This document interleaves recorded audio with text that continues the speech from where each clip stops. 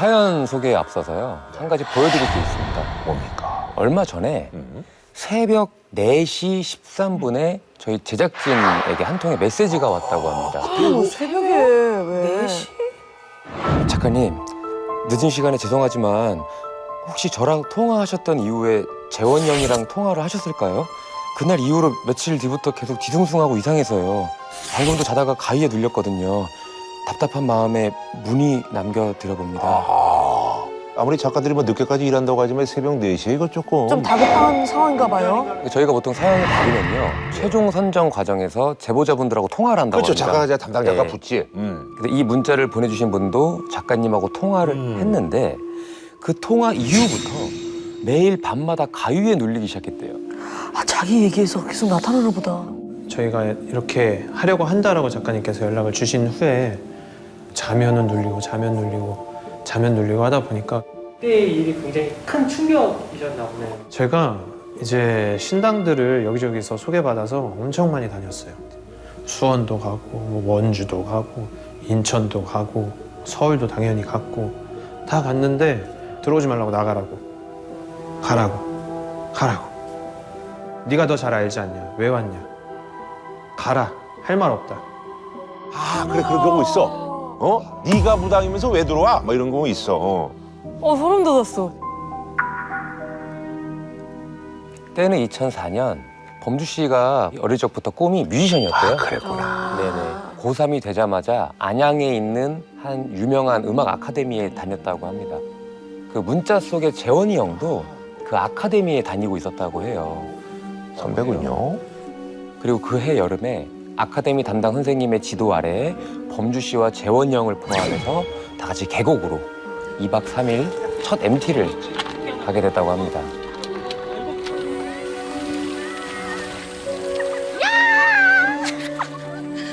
야, 우리 해지기 전에 사진 먼저 찍을까?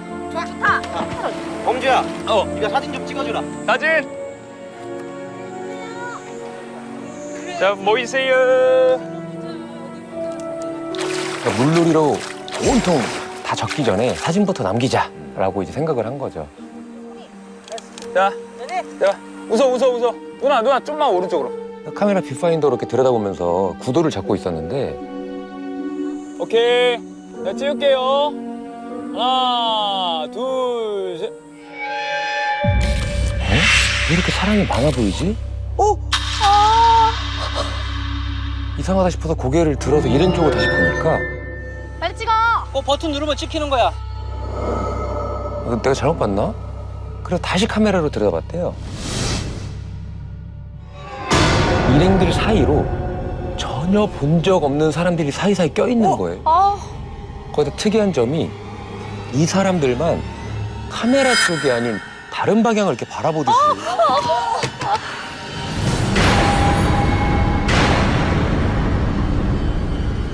범주 씨는 자기도 모르게 그쪽을 이제 바라봤습니다. 그랬더니 재원이 형이었습니다.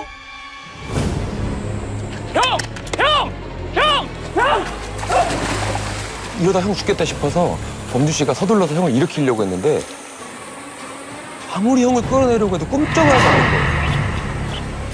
숨이라도 쉬게 해야겠다 생각하고 물에 잠긴 형의 얼굴과 어깨를 이렇게 밀어 올렸대요. 그랬더니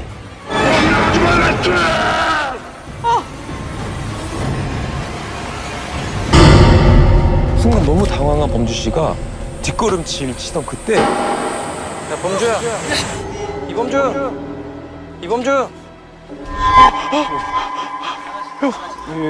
왜? 괜찮아? 나 괜찮지. 너 무서운 꿈 꿨어? 야, 빨리 내려. 사람 다 내렸어. 주변을 둘러보니까 범주 씨는 아직 버스 안에 있었고 이제 막 MT 장소에 도착을 했더라고요. 한다음이 코코침을 스치고 꿈이네. 근데 이게 진짜 무슨 꿈을 꿔도 이런 꿈을 꾸냐 이렇게 싶으면서도 한편으로는 눈앞에 있는 재원이 형이 약간 무서워지기 시작했습니다. 설마 그때처럼 또 이상한 일이 벌어지는 건가 싶었거든요. 그때 저럼요.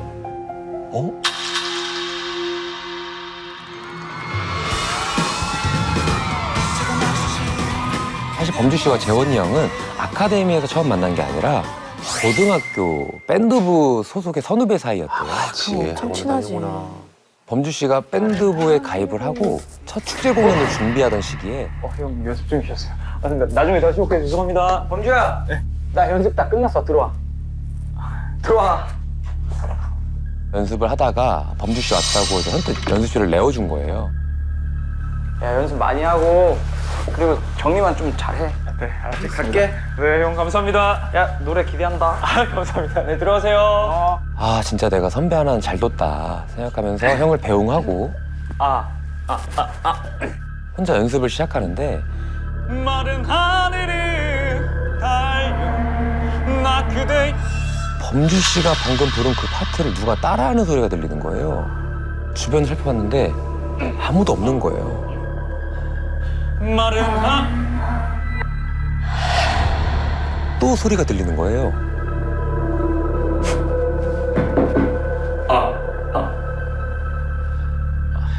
안 되겠다. 일단 나가자 싶어서 집에 나가자. 앰프 끄고 연습실을 나가려는데 순간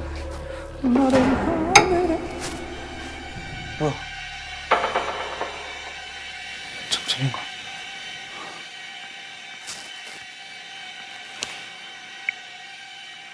핸드폰 켜서 이 불빛에 의존해서 더듬더듬 연습실 문을 찾아가고 있었는데 분명히 꺼진 앰프에서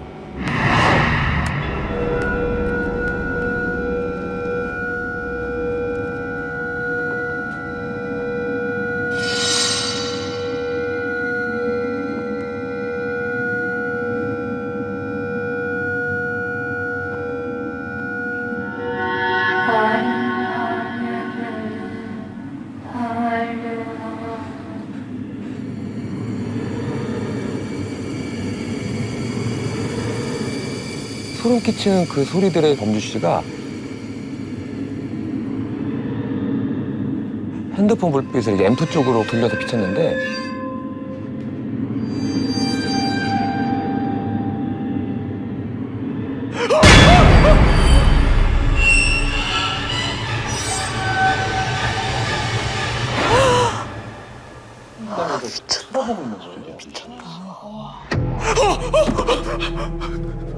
누구세요?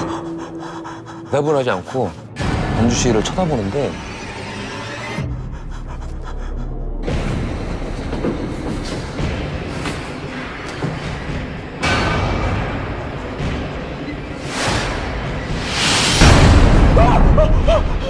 진짜 온몸에 피가 차갑게 식어서 빠져나가는 것 같은 공포에 휩싸인 범주 씨는 연습실 문을 열고 뛰쳐나가려는데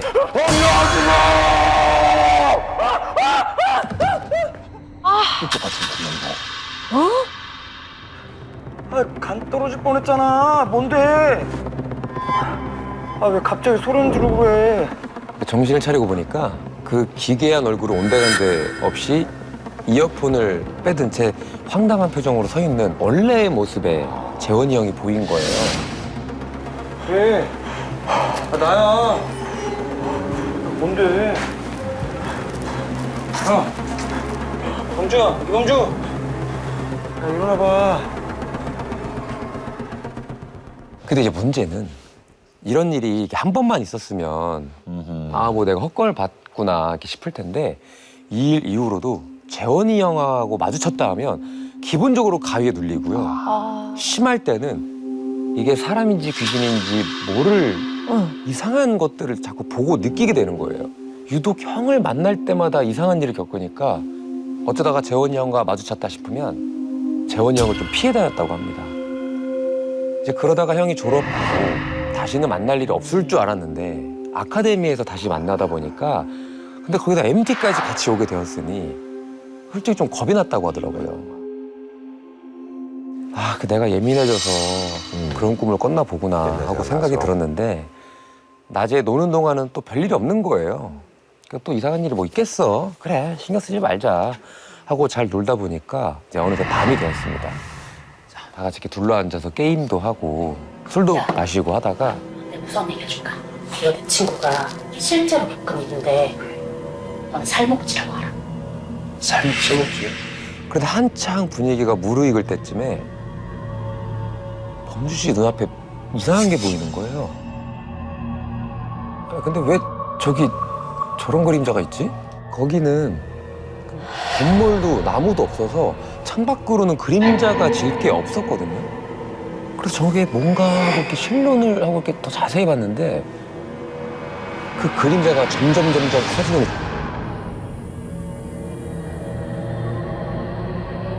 이 방 안을 까맣게 덮더래. 잠깐만, 저게 지금 내 눈에만 보이나? 싶어갖고 주변 사람들을 빠르게 훑어봤는데 범주 씨 바로 옆에 있던 동기가 얼굴이 사색이 되어서 저게 뭐야?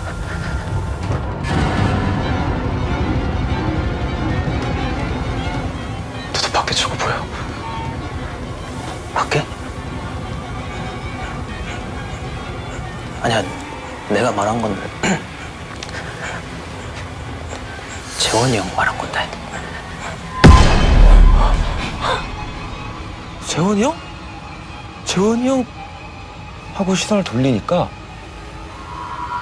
재원이 형 주변으로 주위 어둠보다 더 시꺼먼 형태의 세 사람 형을 둘러싸고 서서 내려다보고 있는 거예요.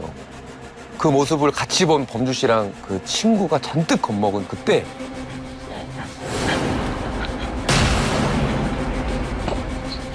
지현아, 지현아.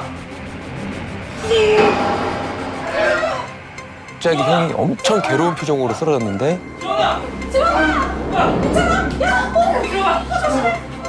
분명 방금까지 보였던 검은 그림자들이 또 감쪽같이 사라져서 안 보이는 거예요. 둘이 서로 멍하게 이렇게 바라보고 있다가 문득 정신을 차리고 보니까 아, 재원이 형은 괜찮나? 생각이 들더라고요. 그래서 진정해. 방 쪽을 조심히 들여다보니까 여전히 열이 안 내리는지 정신 차려봐. 온몸에 땀범벅이 되어서 호흡도 가쁘게 막 내쉬고 있는 거예요.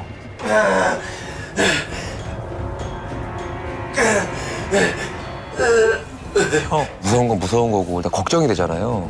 그 선생님 곁에 누워있는 형에게로 조심스럽게 다가갔는데 갑자기 형을 간호하던 선생님이 고개를 돌려서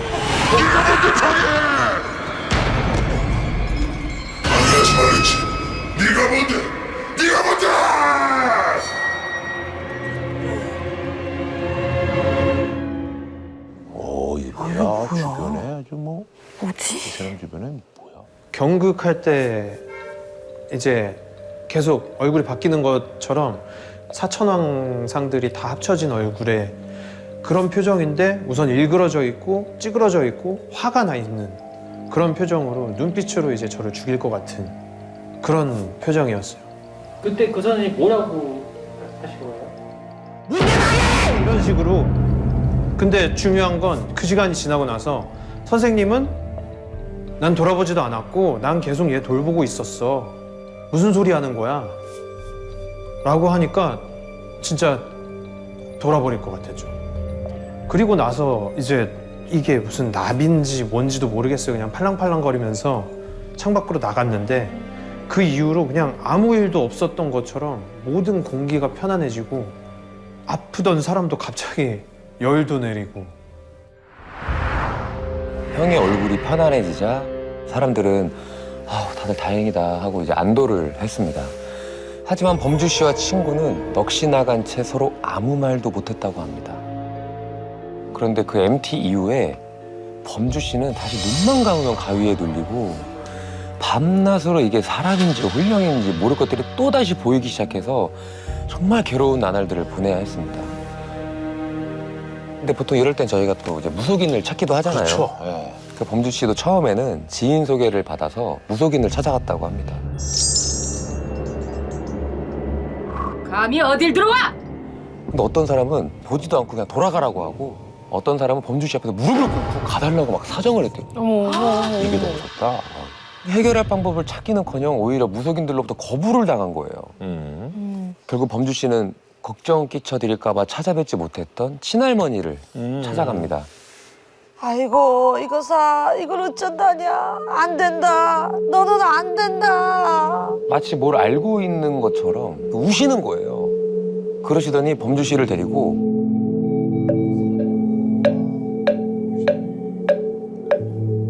어릴 적부터 배웠던 큰 스님께 데려가시더라고요.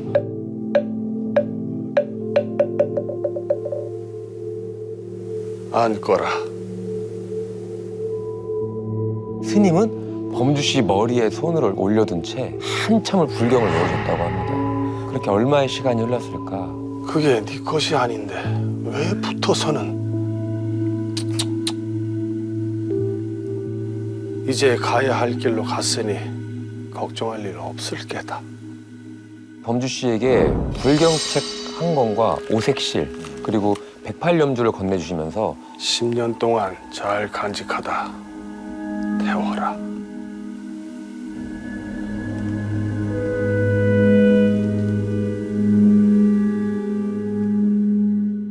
그 덕분에 이제 범주 씨는 10여 년이 훨씬 넘은 지금도 무탈하게 잘 지내고 다행이네. 하고요. 효과가 있었네. 3년 전에 범주 씨가 매년 스승의 날에 그 MT에 갔던 선생님을 찾아뵙고 있었거든요. 그런데 선생님께서 정말 믿기지 않는 이야기를 저한테 해주신 거예요.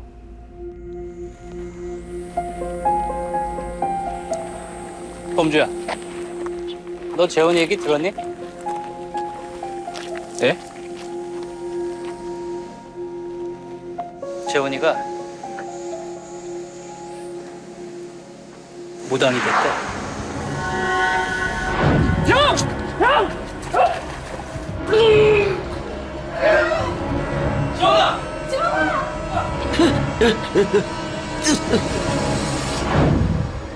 그때 큰 스님을 만나지 못했더라면 그리고 10년간 불경책과 오색실을 갖고 있다 태우지 않았다면 재원이 형이 아닌 범주 씨가 무속인이 되었을 수도 있지 않을까요? 야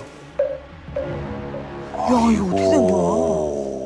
그럼 무속인이 실제로 된 거 맞는 거예요? 네, 맞습니다. 그 사실을 범주 씨도 3년 전에 처음 아셨대요. 그래서 그 소식을 듣고 가장 먼저 떠오른 건 그래서 그때 스님이 원래 가야 할 곳으로 갔다는 게 형을 말씀하셨던가 싶으면서도 한편으로는 본인이 스님을 통해서 내쫓은 그 기운 때문에 형이 무속인이 된 건가 싶기도 해서 좀 미안하더래요. 저 조금 이제 궁금한 게 범주 씨가 이제 형만 만나면 조금 소름 끼치고 이상한 일을 겪었잖아요.